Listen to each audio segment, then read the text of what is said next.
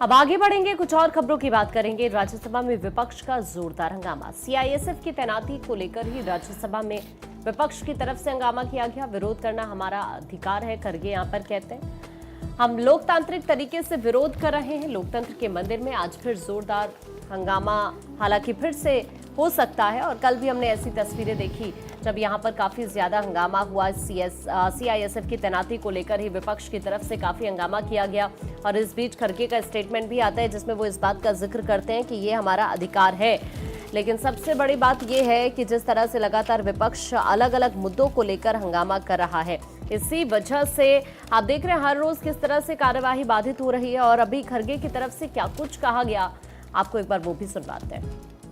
CISF को अंदर लाते हो, मैं फिर सीआईएस को अंदर क्या हम टेररिस्ट है? ये पहले तो यहाँ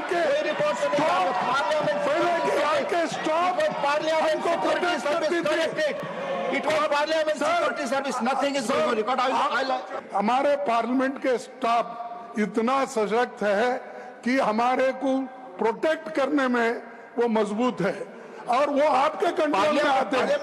लेकिन आप पुलिस को लाके, मिलिट्री को लाके यहाँ हाउस चलाना चाहते हैं, हाउस चलाना चाहते हैं। धन्यवाद। इसी हाउस में, धन्यवाद मानिए सर, इसी हाउस में पार्लियामेंट सिक्योरिटी के राजनारायण जैसे आदमी को यहाँ के सभी स्टाफ ने उठा के।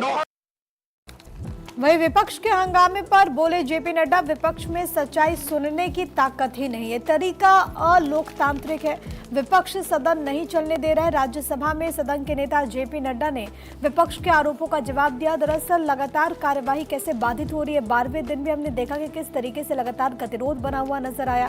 इसी बीच एसआईआर के मुद्दे को लेकर के वहां पर संग्राम देखने को मिला, विपक्ष लगातार नारेबाजी कर रहा था।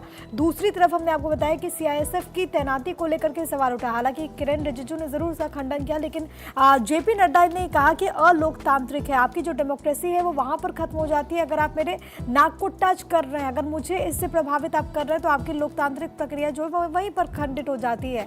लेकिन वहां पर विपक्ष मानने को तैयार नहीं था। जरा सुनिए राज्यसभा में सदन के नेता जेपी नड्डा को। आपने ये बताया कि जब कोई स्पीकर बोल रहा है, अब मैं यहां से बोल रहा हूं, अगर मेरे बगल में आकर के कोई खड़ा होकर के नारा लगाएगा, this is not democracy, this is not house working, ये काम करने का तरीका नहीं होता।